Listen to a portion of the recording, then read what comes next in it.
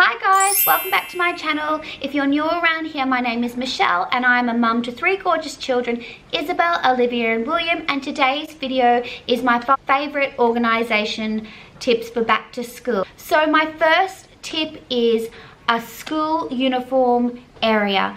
I was lucky enough that my dad built my linen cupboard, and when he built it, I asked him if he could put a rod in and a section for me to hang the kids' uniforms up, and they could, when I iron them, they're in there. So in the morning when the kids wake up, they just go in there and the uniforms are there. Sometimes they will get them out the night before and they will hang them on their cupboard just so we know that we have got that uniform for that day.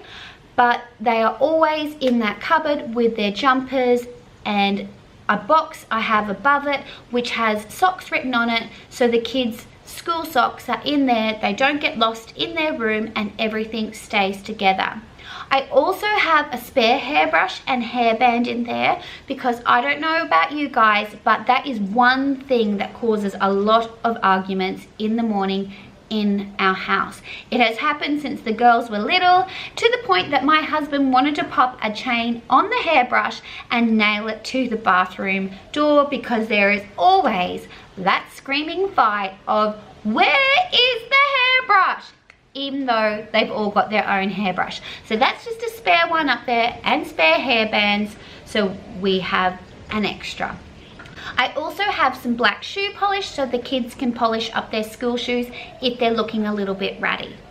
And I also have a spot in my entry hall when we come inside that the kids take off their school shoes and pop them in this little bench that I have.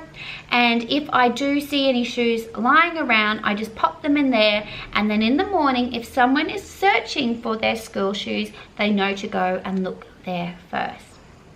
Come home from school, they hang their school bags up on the hook in their room, and it's just a little simple hook that Chris picked up from Bunnings. We screwed it on the wall. The kids' bags are hung up there, so even on the weekend they can vacuum their floors, or in the evening their school bags not all over the floor in their room, and it just looks neat and tidy.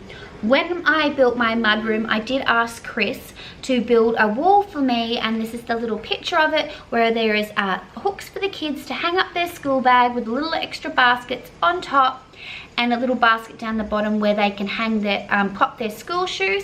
But we don't actually use that room yet. Well, I use the room as my laundry room and I do hang things on there, but at the moment we don't have internal stairs up to the house, so it really defeats the purpose. So until we have our internal stairs, they hang their bags up in their room. A homework station.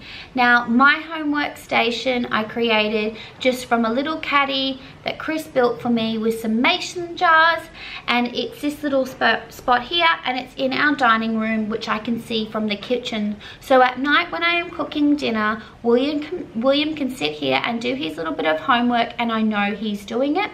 He also keeps his library bags under his bedside table because he does actually like to read at night, but his homework, which he hasn't received yet because they only just went back to school, will be kept there so we always know where it is. So on his Wednesday morning or Thursday morning, whatever day it is, we know he knows to go here to this little section and get his homework.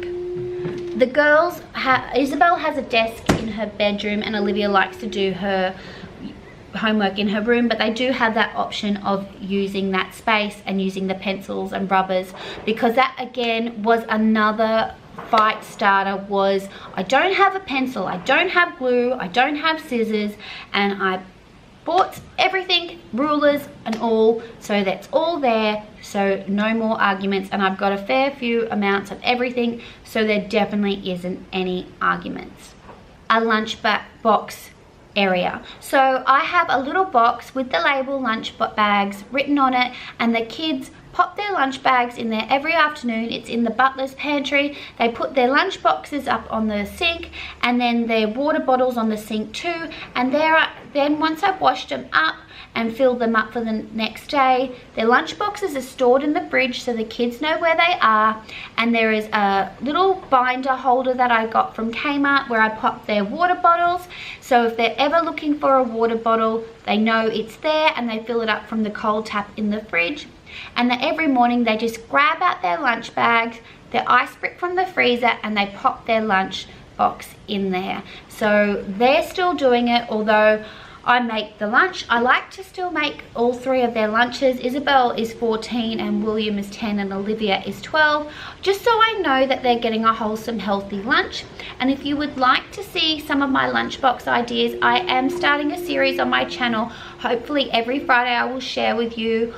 Friday evening Australia, it would be overseas Friday morning, of what my kids have for the school that week, to give you guys some ideas. My last back to school organization hack and tip is that I have everything made on a Monday. I do a cooking day where I have either biscuits or muffins or bliss balls frozen in the freezer so I can pop them in their lunch boxes. I cut up all the lettuce ready to go to make the sandwiches. I have all the fruit prepared ready to go, and in the pantry, which I also have a school snack section. So in the morning or evening, it depends on what I feel like doing. Sometimes I wake up super early and I will make the kids lunches, but generally I like making the lunch at night so I can wash everything up and it can go in the dishwasher. I can just pop it all out. Thank you so much for watching this video, and if you did love this video, please give it a big thumbs up, and if you haven't already subscribed, please, I would love it if you could do so. I am trying to reach 1,000 by May. That will be my 1-year anniversary on YouTube, and that would make my day if I did reach 1K by May. Also, please comment below and tell me where you are from. I would love to know where a lot of my subscribers are from, and I will see you in my next video. Bye guys. Hi. Oh. Plop it in the lunchbox. Plop it in the lunchbox.